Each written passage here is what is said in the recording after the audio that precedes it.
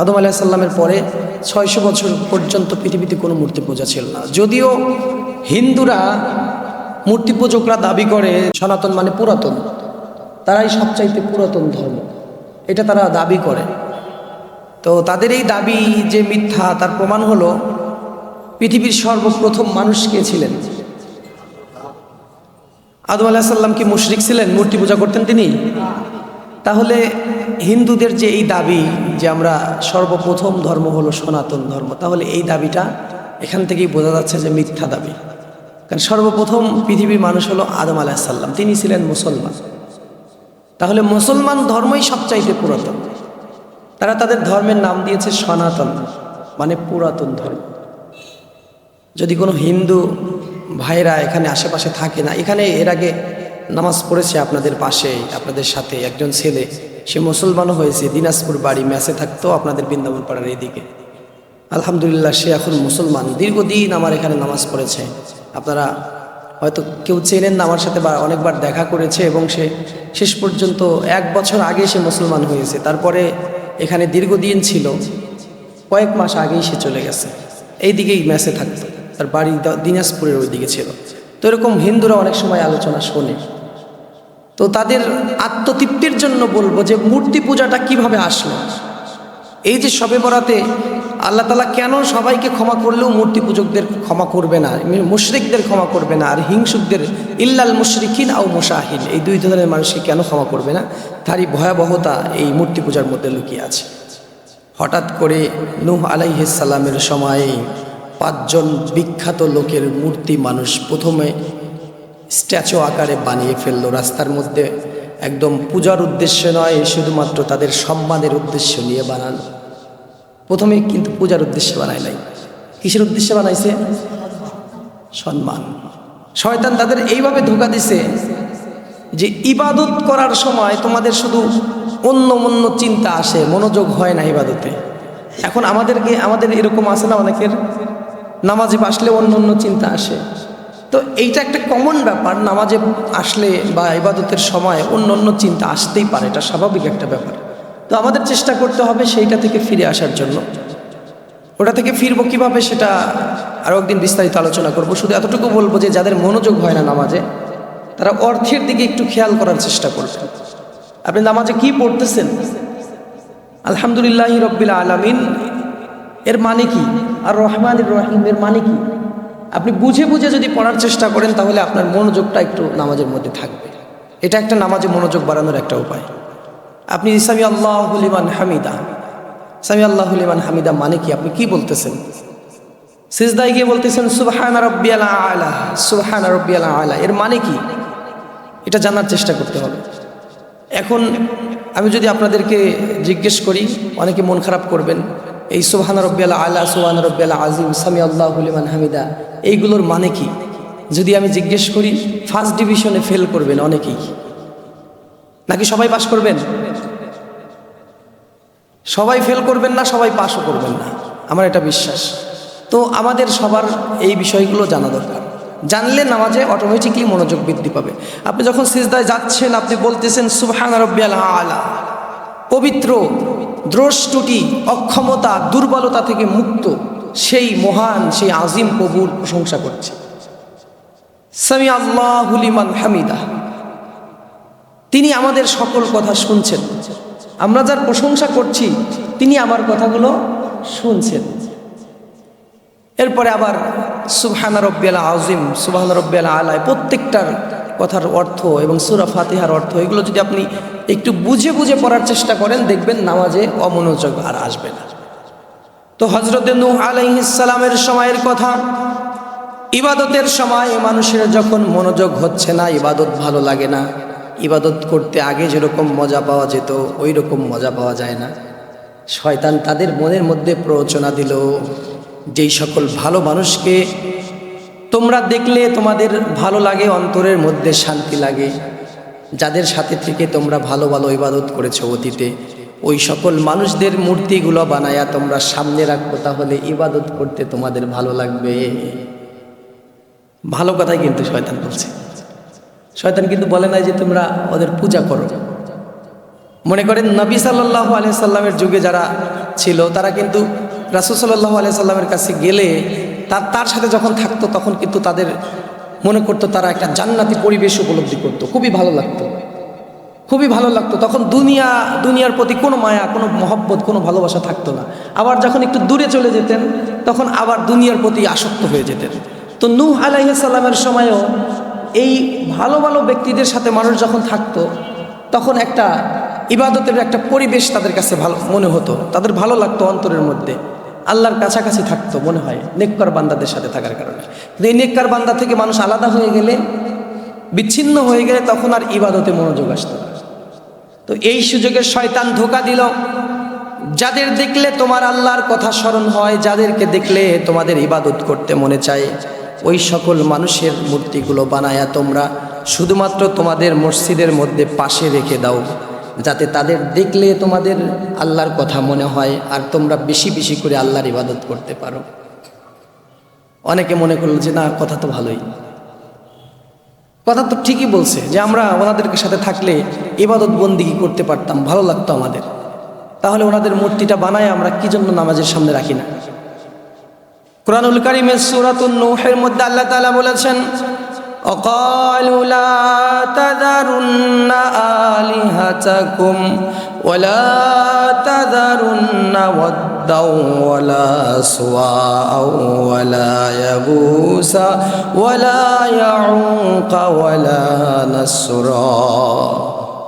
আল্লাহ তাআলা বললেন, وقالوا لا تذرن آلهتكم ওয়ালা তাযারুন্না ওয়াদ্দাও ওয়ালা সুআও ওয়ালা ইয়াগুসা ওয়া ইয়াউকা ওয়া নাসরা। এই যে এখানে 5টা নাম আছে, কয়টা নাম আছে? একটা হলো ওয়াদ, সুআ, ইয়াগুস, ইয়াউক এবং নাসর।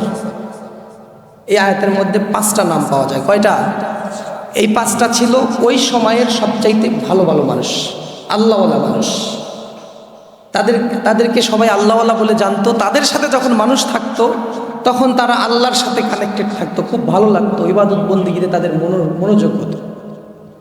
এইবার শয়তান এসে বলল, ওয়াকালু লা তাযারুন্না আলিহাতাকুম, এই যে তোমাদের 5জন ভালো মানুষ, এই 5জন ভালো মানুষকে তোমরা কখনো নিজের কাছ থেকে দূরে সরাই দিও না। তারা মারা গেছে, এখন তারা না থাকলে তোমাদের ইবাদতে মনোযোগ হয় না। এই 5জনের মূর্তি বানায়া তোমরা মসজিদের পাশে তোমাদের ইবাদতখানার পাশে রেখে দাও, তাহলে যখন ওই 5জনকে দেখবে বেশি বেশি আল্লাহর ইবাদত করতে মন চাইবে। এইভাবে নিকসুরা অনেকে বলতেছেন সুবহানাল্লাহ, আপনারা অনেকে সুবহানাল্লাহ বলে ফেলছেন। কিন্তু তো যাই হোক, শয়তানের ধোঁকা হলো এইভাবে যে আপনি বুঝতেই পারবেন না যে সে আপনার ক্ষতি করতেছে।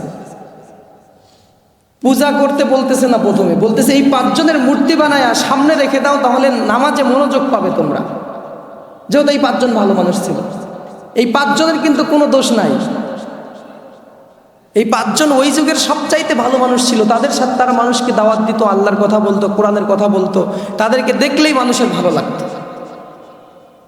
দেখবেন চোরের সাথে থাকলে চুরি করতে মন চায়, মদখোরের সাথে থাকলে মদ খাইতে মন চায়, ইবাদতকারী বান্দা আবেদদের সাথে থাকলে ইবাদত করতে মন চায়। কোনো মানুষের বন্ধু যদি খারাপ হয়, ওই মানুষটাও খারাপের দিকে চলে যায়। সঙ্গ দোষে লোহা ভাসে, কথা আছে না একটা? বন্ধু যদি মদ খায়, সিনেমা দেখতে চায়, সিনেমা দেখতে যায়, ওই আর একটা বন্ধুরও যেতে মনে চায়। আর বন্ধু যদি সব সময় ইবাদত বন্দিগিতে লিপ্ত থাকে, আরও একজন বন্ধুর মনে মনে একটু ইবাদত করার ইচ্ছা জাগ্রত পায়। ঠিক এইরকম ভাবেই শয়তান এই সুযোগটাই কাজে লাগায়। ইয়াউস ওয়াদ, নাসর এবং আর একটা কি বললাম, সুয়া, এই 5জন, এই 5জনকে মানুষ খুবই ভালোবাসত। ওই জামানার সবচাইতে বড় আল্লাহওয়ালা ছিল এই 5জন। এখন শয়তান এই সুযোগে তাদের মূর্তি বানাতে বলল। মানুষ প্রথম জেনারেশন, যেই জেনারেশনে এই ধোঁকা হচ্ছে, দেখুন মূর্তি পূজাটা কিভাবে আসলো। তারা কিন্তু ওই মূর্তিগুলো বানালো, বানিয়ে তারা ইবাদত কিন্তু মূর্তির করে না, মূর্তিটা পাশে রেখে দেয়। ওদের চেহারার আকৃতিটা শয়তান এভাবে বলছে যে এই 5জন, এদের নাক কেমন ছিল তোমরা তো জানো, এদের চোখ কেমন ছিল তোমরা তো জানো, এদের শরীরের গঠন কেমন ছিল তোমরা তো জানো, হুবহুব তোমরা ওই রকমভাবেই মূর্তি বানাও, স্ট্যাচু বানাও, যাতে করে তোমরা সামনে গেলেই ওদের চেহারা তোমাদের মনের মধ্যে ভেসে ওঠে, তোমরা ইবাদত করতে পারো। তখন এই 5 জনকে বানানো হলো। মানুষ ওই জেনারেশনের মানুষ, যে জেনারেশনে শয়তান এই ধোঁকা দেয়, ওই 5 জনকে দেখত আর আল্লাহর কথা মনে করত, করে ইবাদত করত। এখনো পর্যন্ত কিন্তু ওই 5 জনের জন্য কোনো সেজদা এখনো কিন্তু হয়নি। এরপর সেই জেনারেশন চলে গেল। যারা মূর্তি বানিয়েছিল তারা আস্তে আস্তে একজন একজন করে মারা যেতে লাগলো। কিন্তু পরবর্তী জেনারেশন যারা আছে, তাদের বাচ্চা কাচ্চা নাতিপুতি যারা আছে, তাদেরকে শয়তান এসে বলল যে খবরদার, অকালু লা তাজারুন্না আলিহাতাকুম, তোমরা খবরদার তোমাদের এই প্রভুগুলোকে ছাড়বে না। তোমাদের বাপ দাদারা এই প্রভুগুলোর ইবাদত করেছে, তোমরাও ইবাদত করো। নাউজুবিল্লাহ। আস্তে আস্তে আস্তে আস্তে ঢুকাই দিল তাদের কাছে ইবাদত করার জন্য। এখন আগে যারা মারা গেছে তারা তো আর ওইভাবে ইস্টাবলিশ করে যেতে পারে নাই যে আমরা কিন্তু তাদের শুধু দেখে দেখে একটু মানে ফিলিংস ভালো যাতে হয়, নামাজের মনোনিবেশ যাতে আমাদের হয়, মনোযোগ যাতে বাড়ে, এই জন্য আমরা কিন্তু তাদের এই মূর্তি বানিয়েছি। এইগুলো তারা প্রতিষ্ঠিত করে যেতে পারেনি। কারণ মানুষ সব যুগেই বেশিরভাগ মানুষ গাফেল থাকতে পছন্দ করত, দুনিয়ার আমেজে মিশে যেতে পছন্দ করত। তো ওই বাচ্চা কাচ্চাগুলো যারা, এটা 2-3 জেনারেশন পরে গিয়ে শয়তান ধোঁকা দেয়। যেমন আপনার সন্তানকে আপনি সাথে করে মসজিদে নিয়ে আসেন, আপনার সন্তান মসজিদের কালচার সম্পর্কে জানে, তাকে সরাসরি যদি ধোঁকা দেওয়া হয় যে মসজিদে ছোটোবেলায় এসেছে, সে কিন্তু অতটা প্রতারিত হবে না। কিন্তু আপনার চাইতে আপনার সন্তান যদি মসজিদের সাথে যোগাযোগ কম থাকে, তার সন্তান তার চাইতে কম থাকবে। এরকম আস্তে আস্তে 2-3 জেনারেশন পরে শয়তান ডাইরেক্টলি বলে যে তোমার বাপদাদারা এই মূর্তিটা বানিয়েছিল শুধুমাত্র ইবাদতের জন্য। অকালু লা তাজারুন্না আলিহাতাকুম, তোমরা কখনোই এদেরকে ছাড়বে না, যে বিপদে পড়ো। এরপরে শয়তান আরো ধোঁকা দিতে লাগলো। তোমাদের ব্যবসা প্রতিষ্ঠান, তোমাদের লাভজনক জায়গা যেখানে তোমরা ব্যবসা করো, তোমরা যেখানে আবাদ করো, জমি জিরাত আছে, এই সব জায়গায় তোমাদের এই 5 জন ভালো মানুষের ছোট ছোট মূর্তি বানাও, বানায়া যদি রেখে দিতে পারো তোমাদেরকে আল্লাহ বরকত দিবে। নাউজুবিল্লাহ। পরবর্তী জেনারেশন আরো ভয়াবহ প্রতারণার শিকার হয়ে গেল। প্রথমে শুধুমাত্র বড় মূর্তি মসজিদেই রাখা হয়েছিল, এরপরে বিভিন্ন আকারে সাইজে ডিজাইনে মূর্তি বানায়া শয়তান বলল এগুলো তোমরা তোমাদের ব্যবসা প্রতিষ্ঠান, তোমাদের যেখানে লাভ করো, তোমরা জমি আবাদ করো, সব সময় তোমাদের পাশে রাখো, অথবা কেউ পকেটে রাখো, ছোট মূর্তি বানায়া কেউ কাছে রাখো, সফরে যাবে সাথে করে নিয়ে যাবে, তোমার সফরে কোনো বিপদ হবে না, দোকানে রাখলে পরে দোকানের কল্যাণ হবে, দোকানের কোনো ক্ষতি হবে না, একদম পকেটে উঠাই দিল শয়তান। এরপরে শয়তানের এই ধোঁকায় পড়ে গেল 3য় বা 4র্থ জেনারেশন। হজরতে আদম আলাইহিস সালামের ওফাতের 600 বছর পর হজরতে নূহ আলাইহিস সালামের এই সময় এসে এমন একটা অবস্থা হয়ে গেল যে এই সময় মানুষের পকেটে মূর্তি, ব্যবসা প্রতিষ্ঠানে মূর্তি, মসজিদে মূর্তি, সব জায়গায় শুধু মূর্তি আর মূর্তি। কিন্তু শয়তান প্রথমে মূর্তি বানাতে বলেছিল ইবাদত করার জন্য নয়। আজকে বাংলাদেশে দেখা যায় ভালো ভালো মানুষের মূর্তিগুলো রাস্তাঘাটে বানানো হয়, আর আমাদেরকে শেখানো হয় যে এটা আমরা পূজা করার উদ্দেশ্যে বানাই নাই। কি ভাই, আছে না বাংলাদেশে? নাই? কথা বলেন না কেন আপনারা? আমাদেরকে কি বলে আলেম ওলামা যখন প্রতিবাদ করে তখন কি বলে যে আমরা ওই পূজা করার উদ্দেশ্যে আমরা মূর্তি, এই স্ট্যাচু বানাই নাই। যেমন স্বাধীনতার স্থপতি শেখ মুজিবুর রহমান, তিনি ভালো মানুষ ছিলেন, আল্লাহ জানে তার ব্যাপারটা, আমরা আপাতত দৃষ্টিতে জানি তিনি ভালোই ছিলেন। এখন তার মেয়ে তার এই মূর্তিগুলো বানায়া মানুষের সামনে যখন আনলো, বলেন তো পৃথিবীর সবচাইতে ভালো মানুষ কে ছিলেন? মানুষের মধ্যে সবচাইতে ভালো মানুষ কে ছিলেন? এই উত্তর সবাই দিলেন না কেন? সবচাইতে ভালো মানুষ কে ছিলেন? হযরত মুহাম্মদ সাল্লাল্লাহু আলাইহি ওয়াসাল্লাম। তার নামে যদি ভালো মানুষদের মূর্তি বানায়া স্মরণ করার জন্য রাখা হতো, তাহলে কাবা শরীফের পাশেই তার মূর্তি রাখা হতো, ঠিক কিনা বলেন? কিন্তু তার নামে কোনো মূর্তি রাখা হয়নি। মানুষ তার চেহারা দেখে তাকে মনে করতে হবে এমনটা নয়। ভালোবাসা যদি থাকে, শেখ মুজিবুর রহমান ভালো মানুষ হলে মানুষের অন্তরে অন্তরে থাকবেই, তার ভালোবাসা থাকবেই। তার মূর্তি বানায় মানুষকে মনে করাই দিতে হবে না। কিন্তু তাদের ডায়লগ এটা ছিল যে আমরা এটা করেছি যে মানুষ যাতে মনে রাখে সে একজন ভালো মানুষ ছিল, এটা মনে রাখার জন্য। ওই যে নূহ আলাইহিস সালামের সময় শয়তানও বলছিল ওয়ালা তাযারুন্না ওয়াদ্দা ওয়ালা সুওয়া ওয়ালা ইয়াগুসা ওয়ালা নাসরা, এই পাঁচজনের ব্যাপারে শয়তানও বলছিল এই পাঁচজনের মূর্তি বানায়া তোমরা শুধু রেখে দাও, এদেরকে পূজা করতে হবে না। প্রথমে এইভাবেই শয়তান মূর্তিটা সমাজে ইস্টাবলিশ করে, তারপরে পরবর্তী জেনারেশনকে বলা হয় যে তোমরা তাদেরকে পূজা করো, ওই জেনারেশনকে বলে নাই। এখন আমাদের সামনে যে মূর্তিগুলো রাখা হচ্ছে আস্তে আস্তে আস্তে আস্তে আমাদের পরবর্তী জেনারেশন 2-4 জেনারেশন যাওয়ার পরে তাদেরকে ওইরকম ধোকায় ফেলে দিতে পারে। এগুলো শয়তানি কালচার, এগুলো যারা কোরআন পড়বে তাদের এগুলো মুখস্থ হয়ে যাওয়ার কথা, এগুলো আল্লাহ তাআলা দিয়ে দিয়েছেন। সূরা নূহের মধ্যে এই ঘটনাগুলো আপনারা বিস্তারিত তাফসীরে পাবেন। এরপরে শুরু হয়ে গেল মানুষের মূর্তি বানানোর প্রতিযোগিতা। এইভাবে মূর্তি সারা বিশ্বে ছড়িয়ে পড়তে লাগলো। আরব দেশের মধ্যে এক হুবাল নামক একটা ছোট্ট মূর্তি নিয়ে সর্বপ্রথম একজন মানুষ ঢুকে পড়ে। এরপরে আরবের মানুষেরা আস্তে আস্তে ওই রকম সাইজের আরও মূর্তি বানাতে শুরু করে, যেহেতু এইটা বানানোর জন্য কোনো এক্সট্রা কিছু দরকার হয় না, মাটি হলেই চলে। একজন একটা দেখছে, ওইটা দেখে আর একজন বানাই দিচ্ছে। ও ব্যবসা প্রতিষ্ঠানে রাখছে আর বলতেছে যে আমার ব্যবসায় এইটা রাখার পরে বরকত হয়ে গেছে।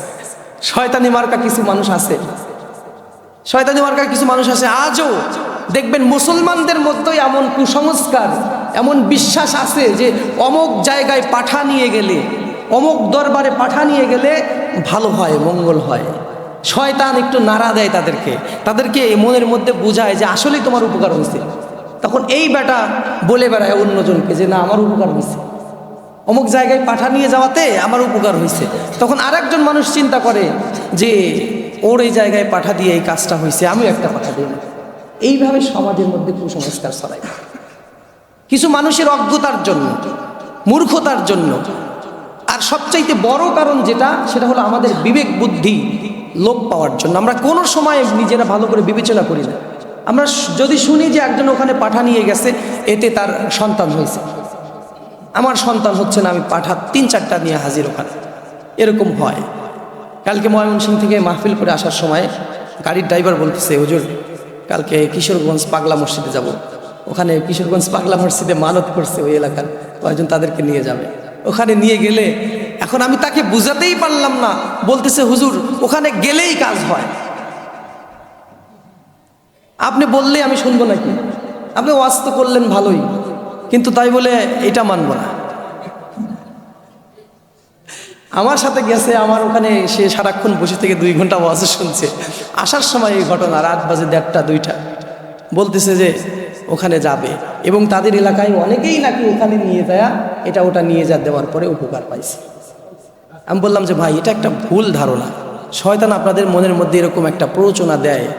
আবার অনেক সময় দেখবেন হিন্দুদেরকে বিশ্বাস করানোর জন্য মন্দিরে রাজভোগ, এই কলা মিষ্টি এগুলো রাখার পরে, দুধ টুধ রাখার পরে দুষ্ট জিনেরা যারা আছে, দুষ্ট জিন, এই জিনগুলো রাত্রে ওইগুলো খেয়ে ফেলে বা সরায় দেয়। আর ওই যারা মূর্তি পূজা করে তারা মনে করে আমাদের ভগবান খাইছে। এটা কিন্তু কিছুটা ঘটায় শয়তান, ওদের বিশ্বাসটাকে আরো পোক্ত করার জন্য। ওরা যে অন্ধবিশ্বাসের মধ্যে পড়ে আছে, ডুবে আছে, সেটাকে আরো ভালো করে পাকাপোক্ত করার জন্য শয়তান এগুলো করে। তো এইভাবেই পৃথিবীর ইতিহাসে সর্বপ্রথম মূর্তি পূজা আসে। আল্লাহ এই শবে বরাতের ব্যাপারে যেটা বললেন, ফায়াগফিরু লিজামিই খালকিহি ইল্লাল মুশরিকিন আও মুশাহিন, এই সকল মুশরিকদেরকে আল্লাহ ক্ষমা করবে না, আর মুসলমানদের মধ্যে আও মুশাহিন, মুশরিকের পরে হিংসুকদেরকে আল্লাহ ক্ষমা করবে না। হিংসা যারা করবে তাদেরকে এই শবে বরাতে সবাইকে ক্ষমা করা হলেও তাদেরকে ক্ষমা করা হবে না। এই বিষয়ে আরও একদিন বিস্তারিত আলোচনা করা যাবে। এইভাবে আস্তে আস্তে আস্তে আস্তে মানুষের ঘরে ঘরে মূর্তি দিয়ে ছেয়ে যায়, মূর্তি পূজা শুরু হয়। তারা দাবি করে যে আমরা সনাতন, আমরা সবচাইতে পুরাতন, কিন্তু আসলে এটা তাদের মিথ্যা দাবি। এইভাবেই মূর্তি পূজা আসছে দুনিয়াতে। এই ইতিহাস যদি কেউ পড়ে, একটু ঘাটাঘাটি করে, তাহলে সেই ব্যক্তি মুসলমান হয়ে যাবে, কিন্তু ওরা ঘাটাঘাটি করবেই না। ওই যে মুসলমানদের মধ্যেও কিছু কিছু আছে যে ওই মসজিদে নিয়ে, ওই পাগলা মসজিদে এই টাকা নিয়ে গেলে আমার কাজ হবেই, এই বিশ্বাস ওরা আছে। আমি ওকে বুঝাতে পারলাম না, কি বলবো আপনাদের, আমি এর আগেও অনেক দেখেছি এরকম। তো যাই হোক, এই অন্ধবিশ্বাস থেকে সরে আসতে হবে। আর আমাদের জন্য ভয়াবহ যে সমস্যা, সবাইকে ক্ষমা করলেও ইল্লাল মুশরিকিন আও মুশাহিদ, হিংসুক যারা, তাদেরকে ক্ষমা করা হবে না এই শবে বরাতের রাত্রে। এখন শবে বরাতের নির্দিষ্ট কোনো সালাত নেই, যেহেতু 3 তারিখ মঙ্গলবার। সামারিগুলো বলেই শেষ করছি। আপনারা দিনের বেলা রোজা রাখবেন, পারলে 14, 15, 16, যেটা আয়ামে বীজ, প্রতি মাসের যে 3টা রোজা আছে না, প্রত্যেক মাসে আরবি 14, 15, 16 আয়ামে বীজের রোজা বলে। এই 3টাও যদি এই মাসেও রাখেন তাহলে এর মধ্যে ওটাও হয়ে যাচ্ছে, যেহেতু এগুলো সব নফল বা সুন্নত রোজা, এগুলো কোনোটা ওয়াজিব বা ফরজ নয়, এগুলো নফলের কাছাকাছি ইবাদত। তো সেই ক্ষেত্রে আপনি একটা ওই দিন 15 তারিখ দিনে রাখতে পারেন, 14, 15, 16 3টা রাখতে পারেন, অথবা এই মাসে আপনি আরও বেশি বেশি নফল রোজা রাখতে পারেন। 3টাই যে রাখবেন এমন না, প্রত্যেক দিন একদিন পর পর এই মাসে পুরোটাই আপনি রোজা রাখতে পারেন একদিন পর পর। এটা আপনার সামর্থ্যের উপর, আপনার ইবাদতের স্পিরিটের উপর। আর শবে বরাতের রাতে নির্দিষ্ট কোনো নামাজ না পড়ে নফল নামাজ পড়বেন, কোরআন তেলাওয়াত করবেন, নিজেদের জন্য, আত্মীয় স্বজনের জন্য দোয়া করবেন। এটা হলো শবে বরাতের আমল। স্পেসিফিক তেমন কোনো আমল নাই, আপনার যেটা ভালো লাগে সেই আমলগুলো করবেন। শবে বরাতের নিয়তে কোনো নামাজ নাই, শবে বরাতের নিয়তে কোনো রোজা নাই, আলাদা, এগুলো নফল। অন্য সময় যেভাবে করেন ওইভাবেই করবেন। এক। দ্বিতীয়ত, যদিও আরও সময় পাবো তারপরে বলছি, এখানে যেহেতু বলা হলো ইল্লাল মুশরিকিন আও মুশাহিদ, মুশাহিনদেরকে ক্ষমা করা হবে না। আমরা আল্লাহর কাছে ক্ষমা পেতে চাই। আমরা আল্লাহর কাছে কি চাই? ক্ষমা পেতে হলে আমাদের হিংসা পরিত্যাগ করতে হবে, হিংসা বাদ দেব।